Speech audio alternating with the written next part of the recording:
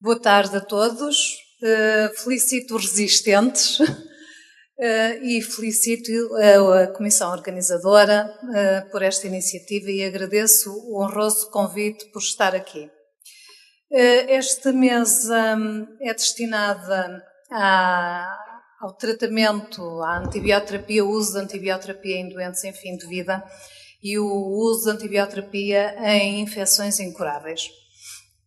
Só queria deixar uma pequena nota, porque a maioria de vós aqui presentes suponho que não tem prática de olhar para o doente como sendo um doente em fim de vida.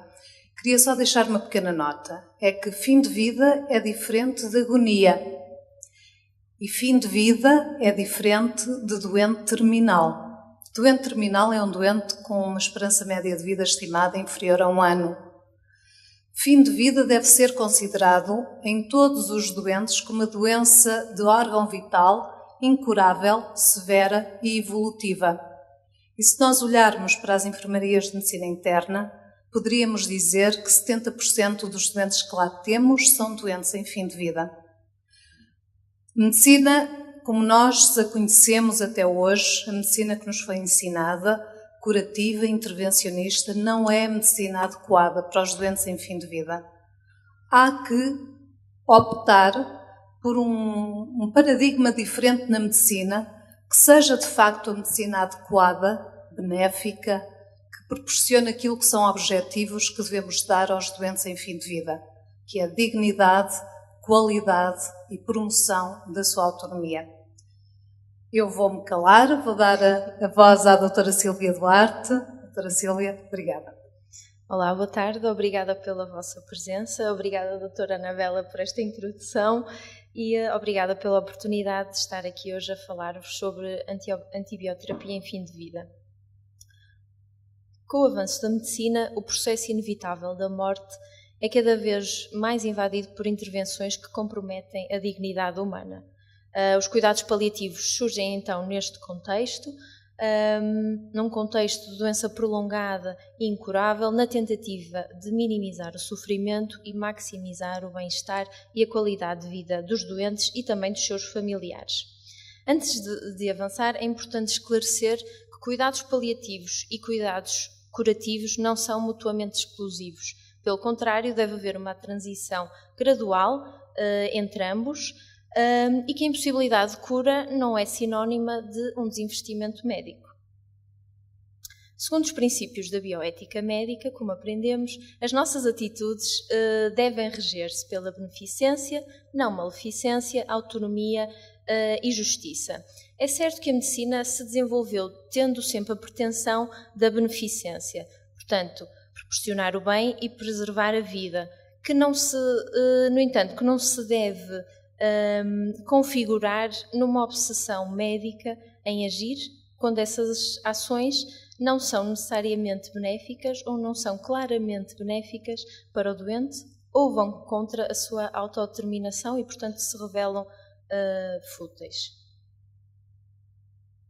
Portanto, uma postura paternalista não é uma postura correta. A verdadeira beneficência é fazer o bem, não apenas do ponto de vista médico, mas também segundo o que o doente considera benéfico para si próprio. Aplicando estes princípios à prescrição de antibióticos, o antibiótico prescrito deve ter o potencial de alterar favoravelmente o percurso da doença e o prognóstico do doente. Temos sempre que considerar os potenciais efeitos laterais, ver se estes suplantam os seus benefícios, correndo o risco de prolongar estados de sofrimento desnecessários.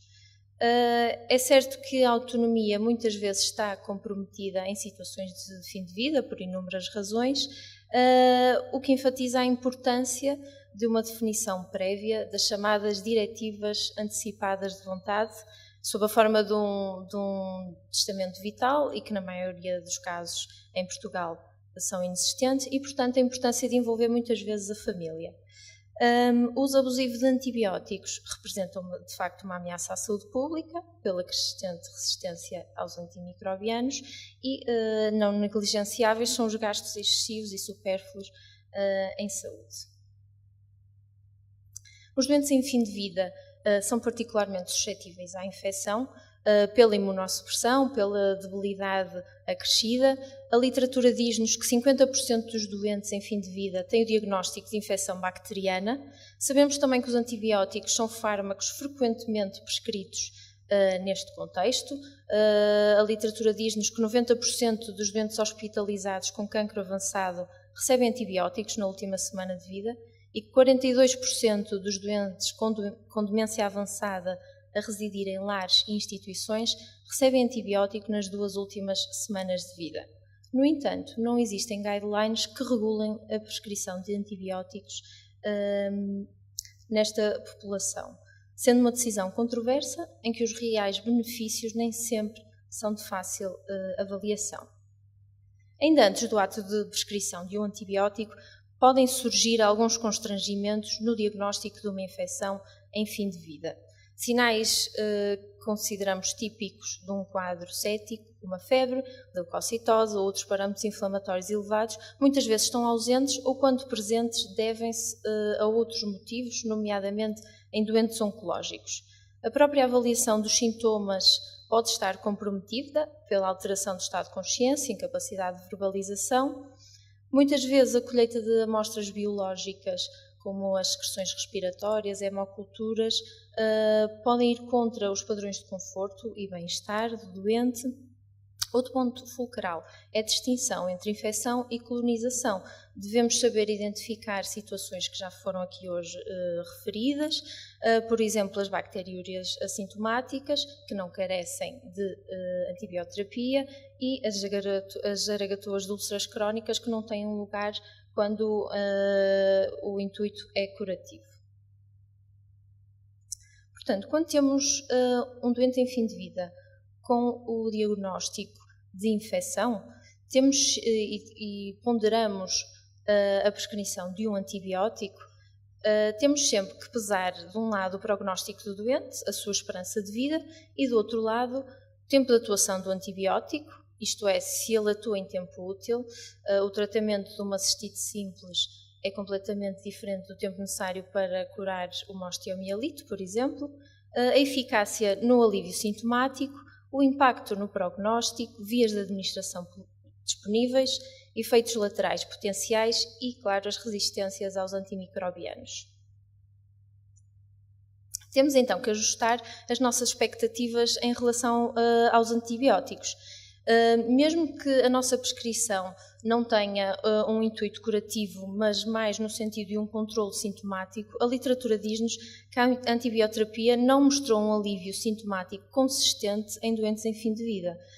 Uma revisão sistemática de 2013 diz-nos que os antibióticos proporcionam um alívio sintomático em 21 a 57% dos casos.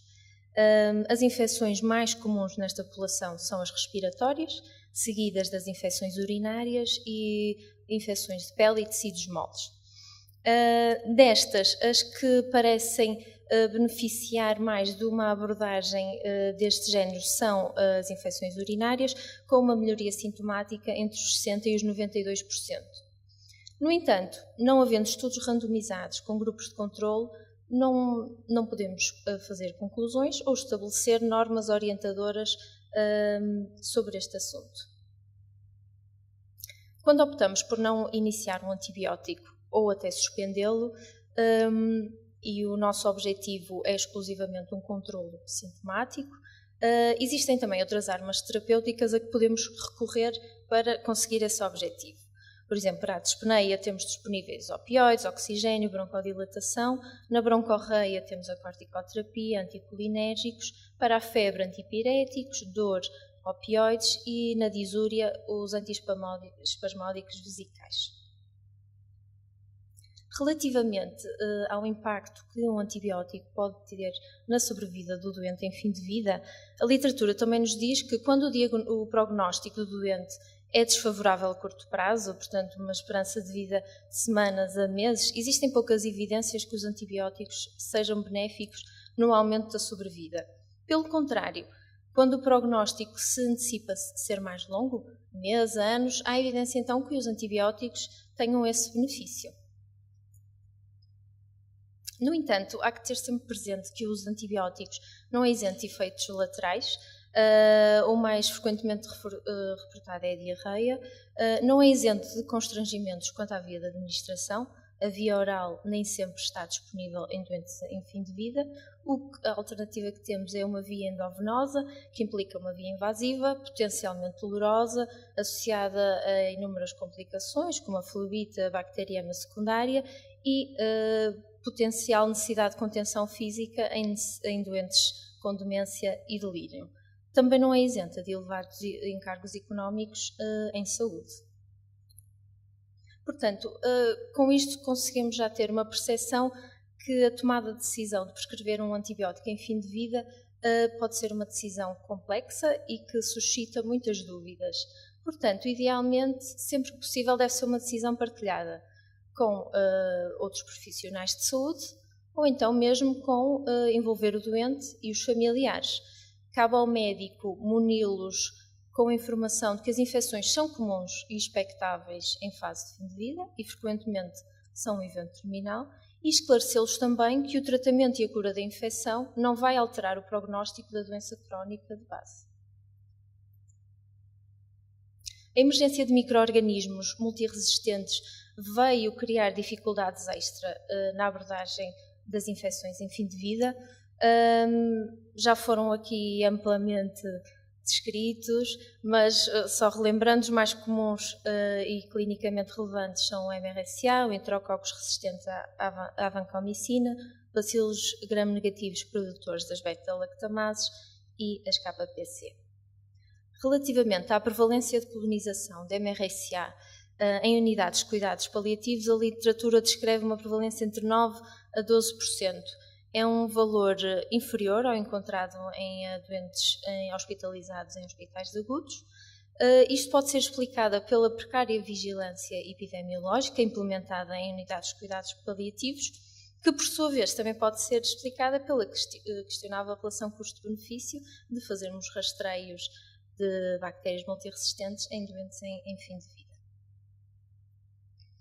Os enterococos resistentes à vancomicina têm uma prevalência de colonização descrita entre os 10% e os 33%. Existem muito poucos estudos sobre este assunto e sem impacto atualmente na prática clínica. O mesmo se passa com os bacilos gram-negativos ASBL, cuja prevalência está descrita como entre 15% a 20%. Portanto, o tratamento de infecções por micro-organismos multiresistentes apresenta algumas condicionantes que podem não se enquadrar nos princípios pelos quais os cuidados paliativos se regem, nomeadamente a necessidade de uma via parentérica, os efeitos secundários que não são negligenciáveis, podem ter repercussões sintomáticas ou que exigem uma monitorização com a necessidade de exames de diagnóstico que comprometam o bem-estar e o conforto do doente, a infecção por Clostridium, que representa cerca de 25% dos casos de diarreia associada à antibioterapia de largo espectro, e a necessidade de medidas de isolamento de contacto, que restringe o contacto humano do doente e que, mais uma vez, compromete o seu conforto e o seu bem-estar. Além disso, são terapias frequentemente combinadas, as opções terapêuticas são limitadas e há sempre a potenciação de mecanismos de resistência bacteriana.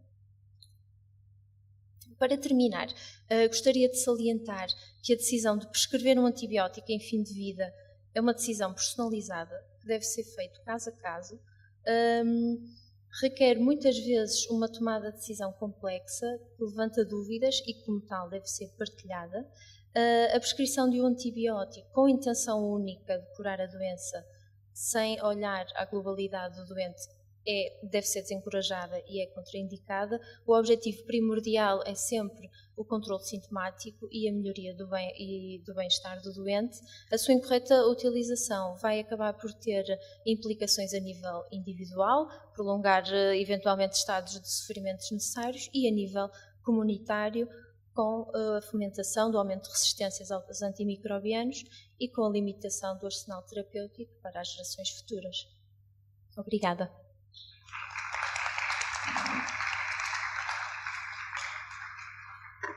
Obrigada, doutora Sílvia. Vamos passar então agora à doutora Carmen, interna de formação específica de medicina interna, quase especialista, 5º ano.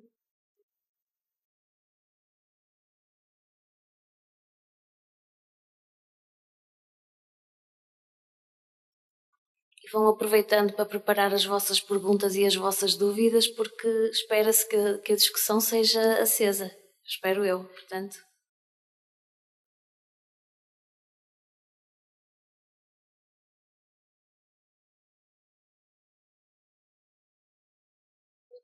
Muito boa tarde ou boa noite a todos. Muito obrigada à Comissão Organizadora das Jornadas pelo convite e desde já os parabéns pelas excelentes jornadas. Pronto, calhou-me a mim então agora terminar os temas das jornadas com infecções incuráveis na mesa de cuidados paliativos. Quando nós pensamos numa infecção com qualquer outro tipo de doença incurável, relativamente à abordagem, podemos dividir em dois grandes grupos. Ou existem estratégias ou tratamentos que, no fundo, vão modificar a própria evolução da doença, ou então pensamos em cuidados paliativos e controle sintomático. E o que é isto dos cuidados paliativos? No fundo, a medicina paliativa tem como objetivo proporcionar o conforto e a qualidade de vida ao doente, prevenimos e tentamos aliviar ao máximo o sofrimento físico, psicológico, social e espiritual. Também temos uma ação na avaliação prognóstica com orientações quanto a medidas terapêuticas e aqui temos um importante papel em planear o futuro, nomeadamente ações paliativas e paliativo-curativas e a base, aquilo que traz também sentido aos cuidados paliativos é a comunicação com o doente, com a família e a equipa multidisciplinar. E depois também temos o nosso papel na ajuda de soluções em questões de fim de vida. No fundo, a medicina paliativa vê o doente como um todo. E desta forma, eu não posso falar ou fazer uma apresentação sobre infecções incuráveis em cuidados paliativos. No fundo, o que eu vos vou falar é doentes ou situações que são complexas, em que também há uma infecção. Portanto, agora vou apresentar vários casos clínicos destas tais situações complexas e enquadrar a infecção no todo e na situação clínica. O primeiro caso clínico que vos trago é sobre um senhor de 76 anos, que já é dependente, mas ainda vai comendo pela própria mão, cognitivamente bem, passa a maior parte do tempo entre cama, cadeirão, mas ainda consegue dar uns pequenos passos e fazer carga nas mobilizações. É um doente que é VIH positivo, o diagnóstico aos 51 anos, está desde essa altura com a terapêutica antirretroviral, que já foi sendo ajustada ao longo do tempo devido às suas comorbilidades, mas que ainda está a fazer. Tem um diagnóstico de uma neoplasia da próstata, localmente avançada e já com metastização óssea. Decorrente deste avanço da neoplasia, tem uma nefropatia obstrutiva com uma nefrostomia percutânea à direita. E tem tido, nos últimos meses, várias infecções urinárias de repetição, até já com necessidade de troca da tal nefrostomia. Teve, então, um internamento por uma urosepsis. Iniciou antibioterapia empírica de largo espectro. O doente, como não tinha via oral, acabaram por ser suspendidos os antirretrovíricos. Mas, ao longo do tempo neste internamento, o doente melhorou clinicamente, até retomou o seu estado basal e até retomou a via oral. E colocou-se a hipótese de reiniciar ou não a terapêutica antirretrovírica. E agora passo a dúvida ou a questão para a plateia. O que é que vocês achavam nesta situação? Reiniciar ou suspender os antirretrovíricos? Pronto. Quanto ao VIH, desapareceu. Pronto. Eu tinha aqui, no primeiro quadro, é um mais, que é os positivos, e no outro é os negativos, mas desapareceu-me aqui na apresentação. Pronto. Portanto, o VIH é uma das infecções incuráveis. Temos estratégias, temos fármacos que, no fundo, vão alterar a evolução, o prognóstico da doença, que é a terapêutica antirretrovírica.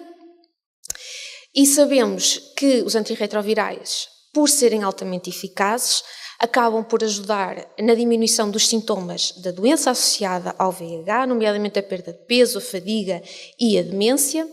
Diminui o risco de neoplasias que estão associadas ao VIH e também às infecções oportunistas.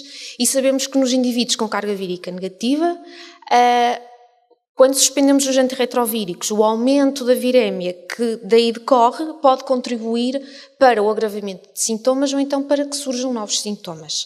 E depois, como os pontos negativos da terapêutica antirretrovírica, é que eles são fármacos muito tóxicos, há um grande risco de reações de hipersensibilidade, levam a lipodistrofia, podem aumentar sintomas como a própria anorexia, náuseas, vômitos, diarreia e dor.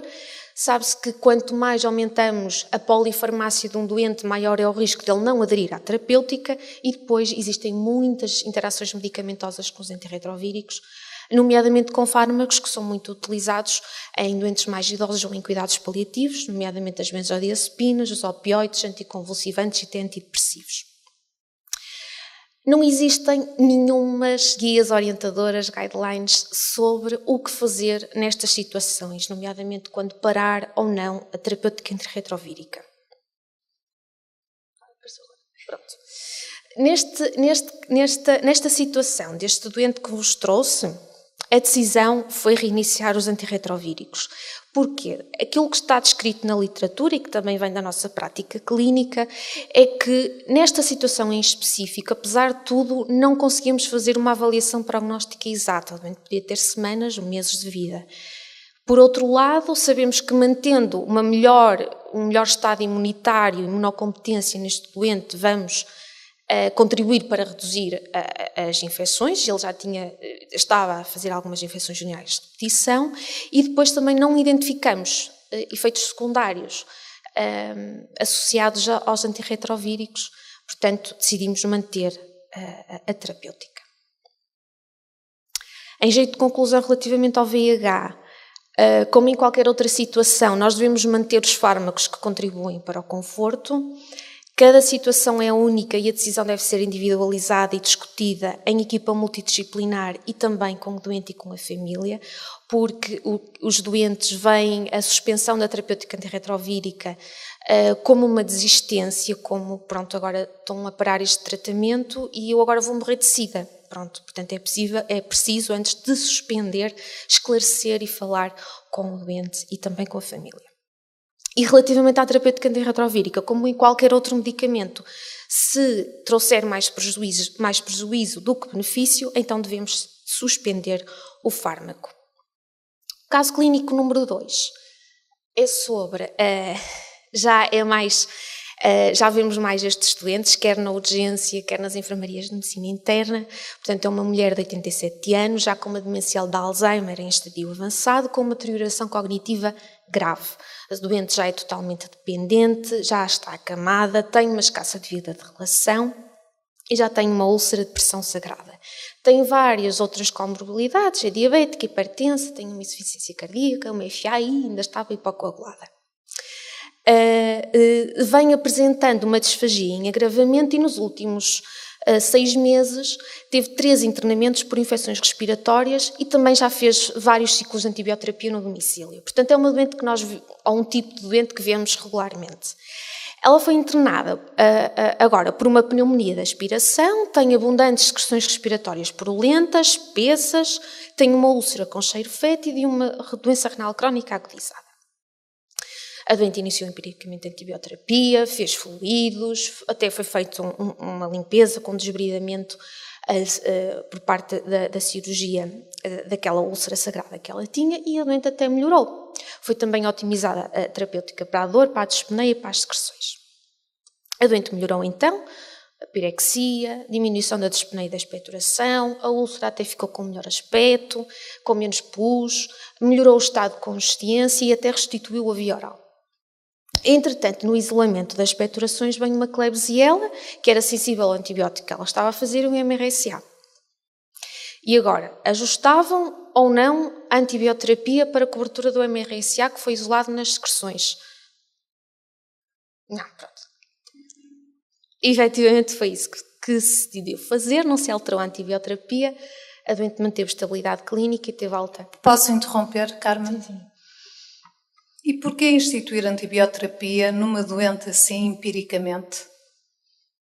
Se a doente não tivesse sinais de alerta, nomeadamente stress respiratório ou em falência hemodinâmica por choque séptico, por que instituir empiricamente e não fazer colheitas e fazer uma antibioterapia microbiologicamente dirigida? Faria, a meu ver, mais sentido, não? Fica só o apontamento. Pronto.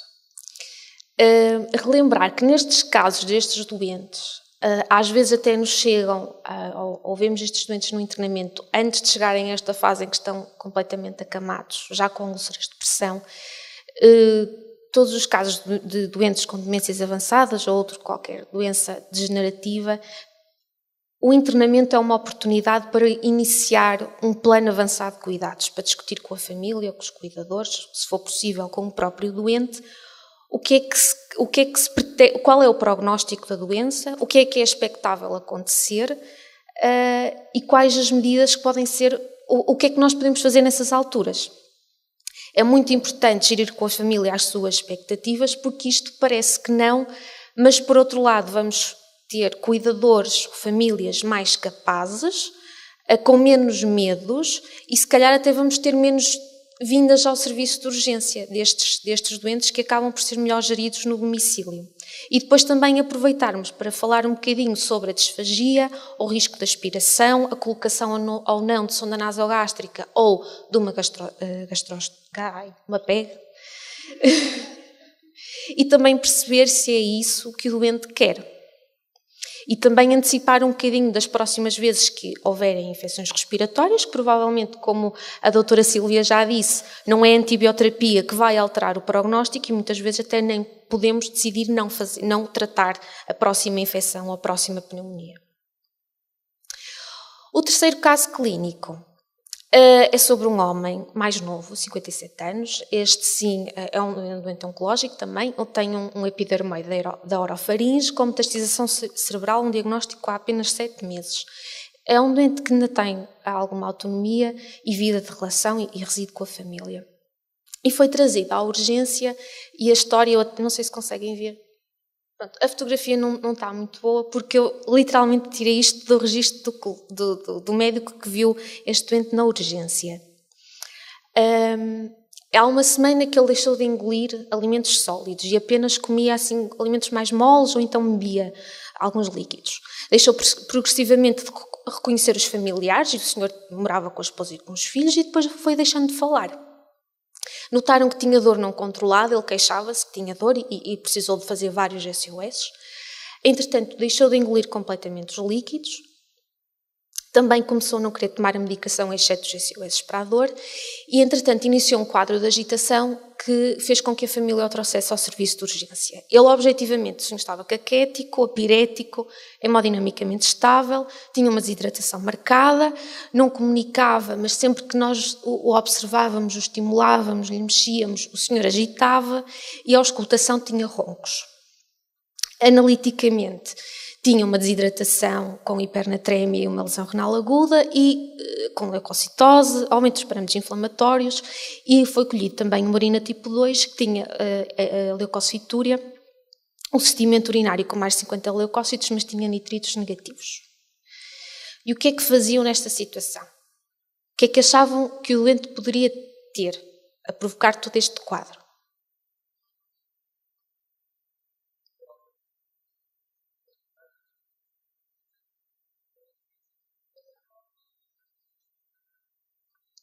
Pronto, tal coisa, podia ser ou a evolução da doença. Acham que seria uma hipótese o doente ter uma infecção urinária como motivo de agravamento clínico?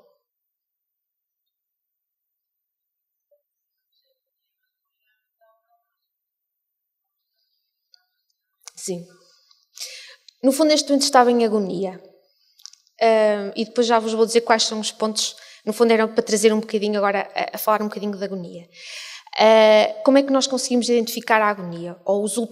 A agonia é o processo de fim, os últimos dias de vida, que até pode ir, por exemplo, a 15 dias, os últimos 15 dias de vida. É um período que se inicia primeiro por uma astenia,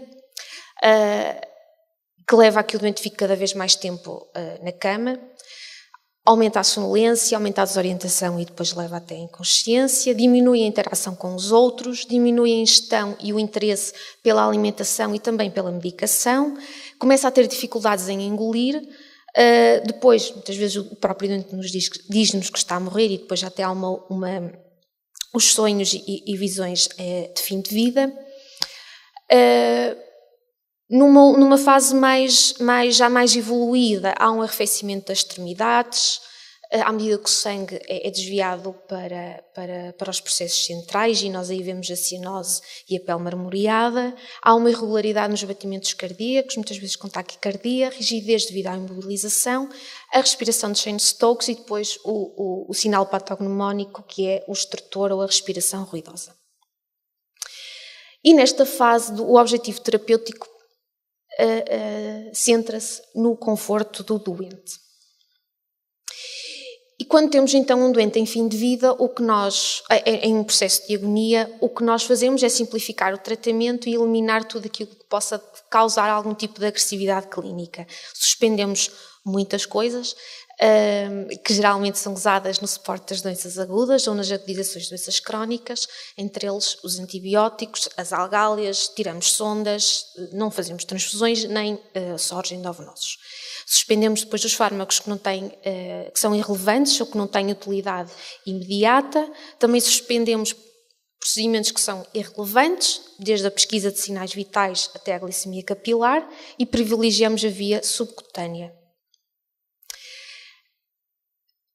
Depois aqui os últimos aspectos que vêm de encontro ao controle sintomático, diminuir os procedimentos que causam dor ou desconforto, o tratamento das úlceras também é um bocadinho adequado, reduzimos os posicionamentos e também muito importante nunca esquecer os cuidados orais e a modificação da boca. Portanto, neste caso, deste doente com o carcinoma com a neoplasia já metastizada, aquilo que nos indicava que o doente já estava em agonia, que ele realmente já apresentava, por ordem de surgimento, aquelas tais características. Começou a não querer comer, começou com alguma disfagia, não comia alimentos sólidos, só alguma comida mais líquida, mais mole, começou a ficar mais asteniado, digamos assim, começou a não reconhecer os familiares, já os tais quadros de desorientação, deixar de falar, não interagia com os outros, e depois o agravamento dos sintomas, nomeadamente da dor. E os tais roncos que se ouviam à auscultação, no fundo, era o estertor. Trago só mais um caso clínico, que é aquela doente que falei no segundo caso, da tal senhora de 88 anos, já demenciada, pronto. Que, entretanto, umas semanas depois de ter tido alta de tal internamento, foi novamente trazida ao serviço de urgência por recusa alimentar e prostração, de agravamento progressivo há mais ou menos uns 4, 5 dias. E no dia em que a trouxeram, ela tinha feito febre, notaram que a senhora, como ela estava algaleada, que já não tinha urina no saco, estava em anúria, e a úlcera tinha um cheiro assim realmente mais intenso, mais fétido, e já estava a fazer levofloxacina há 2 dias, que tinha sido prescrita pela equipa domiciliária. A senhora, com muito gemido às mobilizações, com fáceis de dor, já muito desidratada e caquética, pronto, subfebril, hipotensão e taquicárdica, a desaturar, já tinha períodos de bradipneia, tinha roncos, tinha uma úlcera muito extensa, cheirava com um cheiro muito fétido, estudado purulento e com exposição óssea, e no fundo o que ela tinha era uma úlcera de pressão sagrada infectada com possibilidade de osteomielite. Trago-vos este caso para falar só muito resumidamente sobre as úlceras ou as feridas em cuidados paliativos. Nós, no fundo, quando temos um doente terminal, temos um baixo potencial de cura e temos uma curta esperança média de vida para esse doente, portanto a cicatrização da úlcera é um objetivo irrealista, é preciso adaptar as nossas expectativas.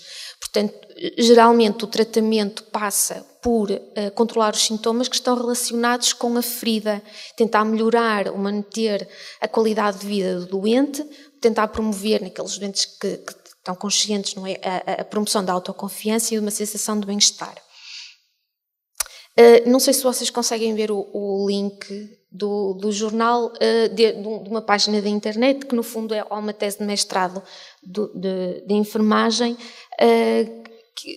aconselho, pronto, se depois quiserem pesquisar e ver com mais pormenor o tratamento das úlceras, aquilo que se pode fazer nestes doentes que têm úlceras de pressão em cuidados paliativos, eles gerem-se muito por uma mnemónica que é o SPECIAL, que é estabilizar a ferida, prevenir que surjam novas úlceras, eliminar o odor, controlar a dor, prevenir a infecção, tentar absorver ao máximo os exudados que são produzidos e tentar diminuir no máximo a frequência dos pensos ou a agressividade durante a realização dos pensos ou mesmo dos desbridamentos.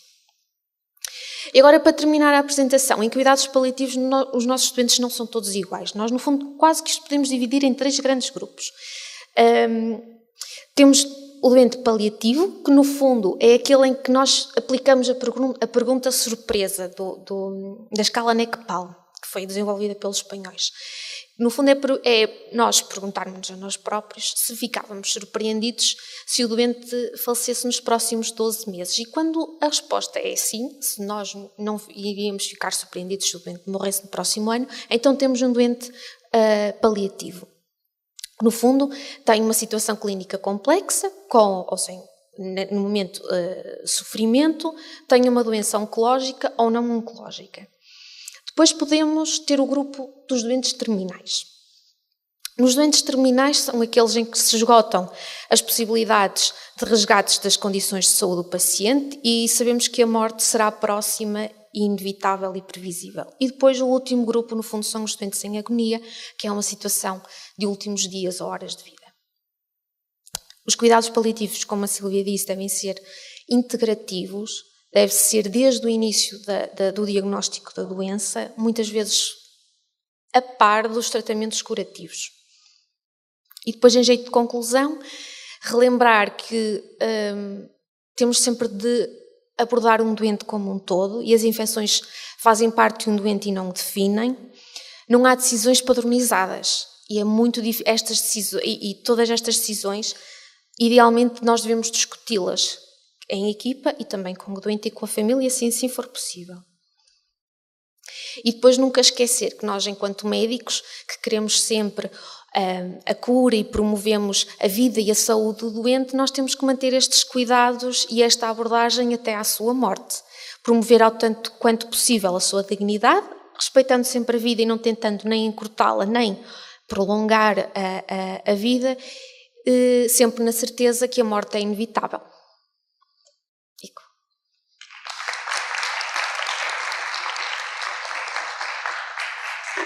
Obrigada, Carmen, pela tua apresentação, e agora abria a discussão. De certeza que vocês, depois destas apresentações, continuam com muitas dúvidas, porque ninguém sabe tudo, muito menos sobre cuidados paliativos.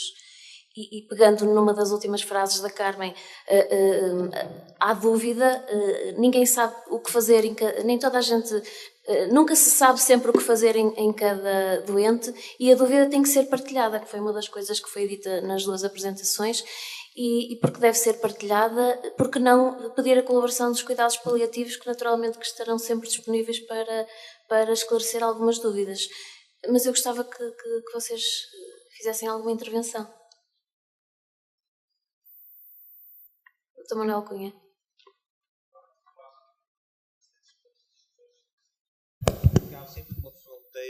Há sempre uma fronteira ténue que eu acho que devemos preservar, porque a tendência depois para um desleixo progressivo pode existir. Eu atrevo-me a dizer que esse caso dos 57 anos é um doente que eu conheço, não é? E se era o doente que eu conheço, porque desde a idade ao diagnóstico à metastatização, posso-vos dizer que a esposa veio ter comigo porque a equipe médica tinha posto nela a decisão de pôr uma sonda para comer. Pronto. Mas eu igualzinho, portanto ainda é mais à vontade de dizer. Sabe o que é que eu disse? Olha, mande-lhes dar uma volta, a senhora precisa de alguém que lhe diga-lhes que não. E vocês não imaginam o extremamente agradecida que ela ficou. Segundo, percebe-se por esse caso que não passou pelos cuidados paliativos. Não é? Terceiro, na oncologia, eu não estou a falar do serviço de oncologia, na oncologia, A nossa dificuldade não é a questão dos antibióticos, é vocês façam a estatística de quantos doentes fizeram quimioterapia, e não estou a falar das mortes tóxicas, por infecção imprevisível, quantos doentes fizeram quimioterapia nos 15 dias antes de morrer? E quantos com fármacos de segunda, terceira e quarta linha, e quanto custam? Mas também vos digo que é muito mais fácil arranjar um fármaco que custa 5.000 euros por mês para um doente que tem uma expectativa de vida curta, do que criar-lhe as condições de dignidade, de apoio, desde o Ministério da Saúde às administrações, aos serviços. Todos põem dificuldades quando é o conforto, o apoio, o transporte, o tutum.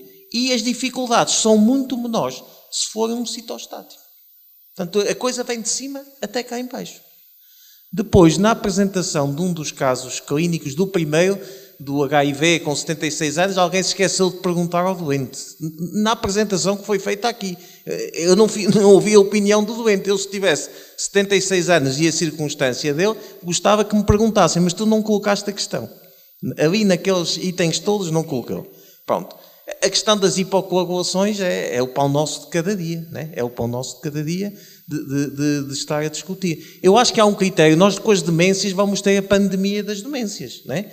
E outro dia tive uma doente à qual pus um citostático, porque o que é que o filho me dizia? Ó, Sr. Doutor, a minha mãe tem uma demência como uma casa, mas ela é tão feliz na demência dela. E eu disse, olha, pronto, vamos tratá-la. Porquê? Porque a senhora, estando demente, era feliz. E acho que esse é um critério. Não é? Alguns casos que se descreveu, eu acho que até é antiético prolongar a vida. Nós temos que lidar com a morte e com a naturalidade da morte, coisa que os médicos atuais, e quanto mais novos são, mais dificuldade têm em lidar. Mas mesmo os mais velhos têm muita dificuldade, porque antigamente era a coisa mais natural do mundo. Pronto, já falei. Mónica. Eu posso? Sim. Deixa-me só fazer aqui um apontamento àquilo que o Manuel disse.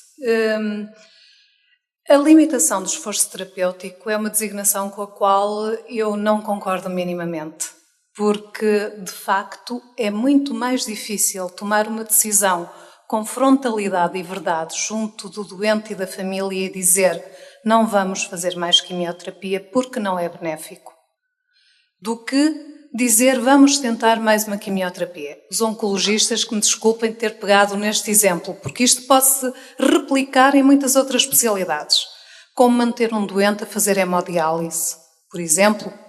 Quando me perguntam, e não me interpretem mal, eu, trabalhando em cuidados paliativos, acho que os doentes têm direito a tudo aquilo que os beneficie. E isso é algo que nós temos que decidir ativamente. Nós somos os médicos, nós temos que saber, temos a obrigação de saber o que é melhor para aquele doente, do ponto de vista clínico. Claro que podemos e devemos partilhar as decisões, mas não devemos pôr na mão da família a decisão, porque isso é cobarde. Isso é cobarde. Mesmo quando conseguimos comunicar de uma forma muito verdadeira e muito clara com o doente e com a família, porque o doente e a família não têm o know-how capaz para tomar uma decisão com consistência. E, portanto, nós temos a obrigação de dizer qual é a nossa opinião. E, em último, a decisão pode ser unilateral e pode ser nossa. Obviamente que é muito mais consensual, pacífico e simpático se for uma decisão partilhada.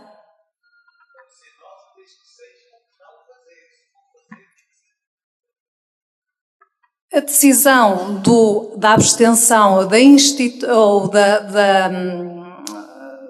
de fazer uma terapêutica é uma decisão que compete essencialmente ao médico, é uma decisão clínica. Deve ser partilhada, sim, deve ser ouvido e consultado e ouvido o doente, sim, mas é uma decisão clínica, é uma decisão que compete ao médico. E o médico não tem o direito de se acobardar e pôr essa decisão do lado do doente ou da família. Eu queria só deixar aqui uma ressalva, que quando se diz tratar ou não tratar, nós temos que definir objetivos do tratamento. E o tratamento, nós temos que ser nós a dizer se o tratamento é com intuito curativo ou de prolongar muito a vida do doente ou se o tratamento é apenas para controle sintomático. Porque quando a gente diz não vamos tratar este doente, não é não vamos fazer nada e deixamos o doente simplesmente. Nós temos a obrigação de o tratar, quanto mais não seja para alívio sintomático. A nossa dificuldade muitas vezes está em distinguir perante os doentes qual é aquele doente em que o objetivo é apenas tratamento dos sintomas e não prolongar o sofrimento e prolongar a vida, e que muitas vezes o nós querermos prolongar a vida só vai induzir mais sofrimento aos doentes. E como nós vimos nos estudos, os estudos que foram feitos não mostram que o tratamento com antibióticos prolongue a sobrevida dos doentes classificados como de cuidados paliativos. Ou melhora a qualidade de vida. E mesmo em relação ao tratamento sintomático, como uma das palestrantes disse, só 20% a 50% dos doentes é que havia alívio sintomático com o tratamento com antibiótico. Mas o antibiótico também pode servir para alívio sintomático, não é, doutora Anabela? Mónica, querias dizer alguma coisa?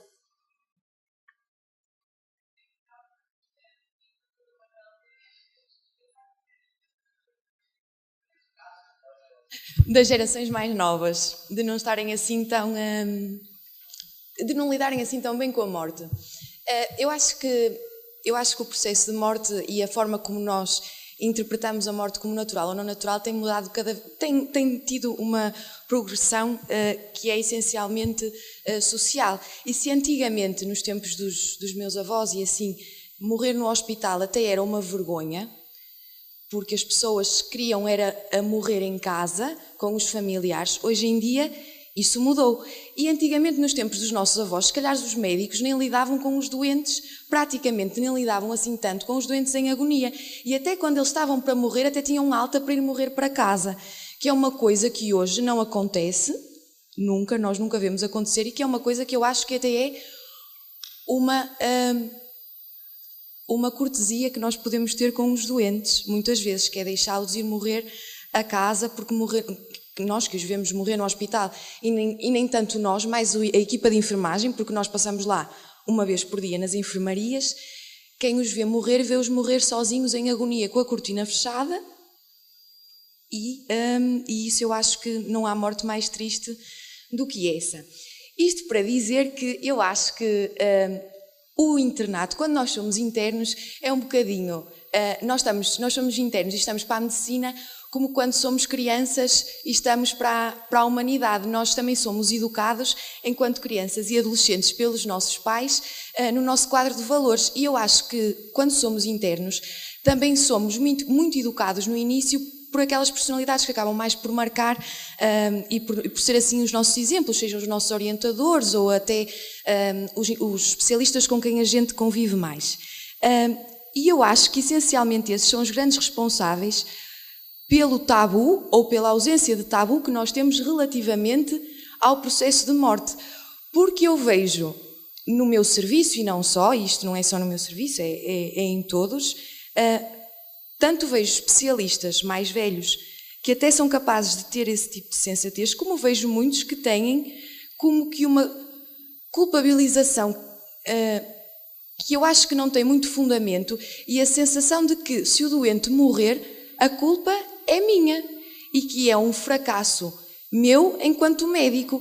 E isso vê-se muito nos internos, quando estão a fazer os relatórios do final do ano, a comparar as taxas de mortalidade, como se o facto de eu ter uma taxa de mortalidade superior à do meu colega fizesse de mim uma pior médica. Se calhar eu até deixei morrer com maior qualidade os meus doentes do que o meu colega do lado, que os tratou a todos e que eles vieram morrer um mês depois e que passaram um mês em agonia e sofrimento e com uma qualidade de vida péssima. Estou eu a especular, que não estou a comparar taxas de mortalidade aqui. Isto para dizer que eu acho que são aqui também alguns especialistas e que eu acho que os especialistas, com todo o respeito, que a gente aprende muito com eles e nós...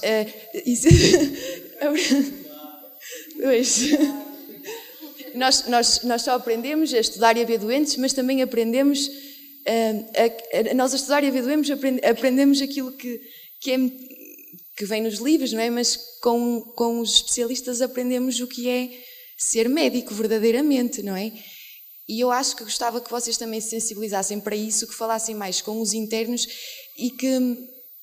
e e que também não tivessem medo de não fazer da morte um tabu para vocês, mas também para os vossos internos, porque vocês vão ser responsáveis não só pelos vossos doentes, mas pelos meus doentes e pelos doentes deles, porque nós vamos aprender convosco.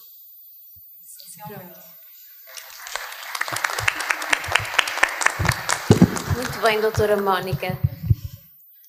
Nós temos que aprender a aceitar os nossos limites como médicos e os limites da medicina, não é? Às vezes não é fácil. Antes de te dar a palavra ao Manel, deixa-me só para completar. Eu penso, desde há muito tempo, desde há anos, que os orientadores de formação têm uma responsabilidade tremenda e essencialmente porquê? Porque os internos aprendem essencialmente por imitação. Não é os guidelines. As guidelines eles vão buscar, os livros de texto vão aprender e aprendem sozinhos em casa. Agora, a imitação da atitude perante o doente, perante a situação de crise, perante a forma como comunica, como se relaciona com os colegas, com a família, isso é algo que se aprende por imitação. E, portanto, os orientadores de formação têm aqui uma responsabilidade que deve ser muito séria, muito considerada e permitam-me que deixe aqui um desabafo. E acho que nem todos os especialistas deveriam ser orientadores de formação por essa razão. Eu acho que tens razão. A questão não é só dos médicos, é da sociedade. Primeiro, numa sociedade da perfeição onde não cabe a morte, é da indústria farmacêutica, é da forma como os congressos são organizados, só dirigidos para a parte interventiva, e é da forma como até há pouco tempo se olhava os cuidados paliativos. Não percebendo, provavelmente, do ponto de vista médico, é a atividade médica mais nobre. Que é para isso que nós estamos, é para tratar dos doentes. Não é? Não podemos estar todos a tratar nos cuidados paliativos, mas temos que estar em tudo. E depois tocaste numa ferida que é, só não vê quem é cego. Neste momento, para os doentes internados, o suporte emocional principal é dos enfermeiros, e o resto é conversa.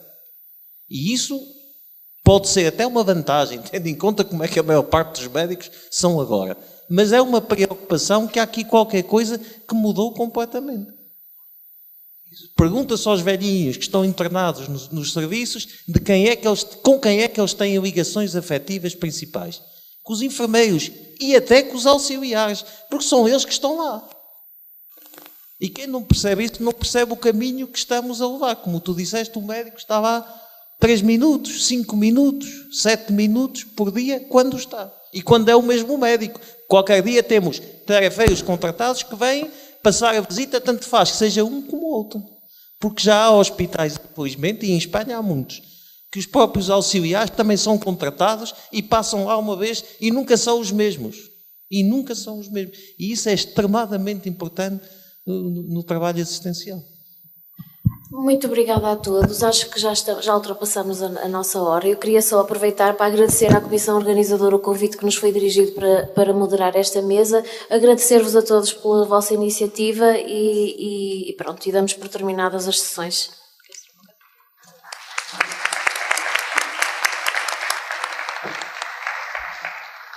Só para finalizar, e em nome da Comissão Organizadora, gostávamos de agradecer a todos a vossa presença, a todos os palestrantes, a todos os moderadores e a todas as pessoas que vieram assistir. Foi muito difícil a organização das jornadas, todos nós temos muitas atividades, inclusivamente uma das pessoas que organizou as jornadas nem sequer pôde cá estar hoje porque está em Paris a fazer um estágio, que é o Pedro Mota, que é interno de ortopedia em Chaves. O Miguel, por exemplo, não está cá hoje porque está em Lisboa a fazer um curso. A Rita teve que ir embora a meio porque teve que resolver uma situação. Foi muito difícil de organizar as jornadas hoje, mas eu saio daqui e acho que todos os elementos da comissão organizadora bastante satisfeitos porque tivemos palestras brilhantes que só demonstram a qualidade imensa que é o internato do nosso hospital e vamos continuar as nossas propostas do internato para o ano. A comissão tem pelo menos um ano pela frente e para a semana temos uma tertúlia com a cirurgia geral e a pediatria. Havemos de as continuar em janeiro, onde teremos a SEMINT e havemos nos encontrar aqui para um ano, uma data a definir, não aqui em Chaves muito provavelmente, talvez noutra área do centro hospitalar, para as próximas jornadas de internato médico com a mesma ou ainda mais qualidade. Por isso, obrigado a todos que estiveram aqui hoje e até para a próxima.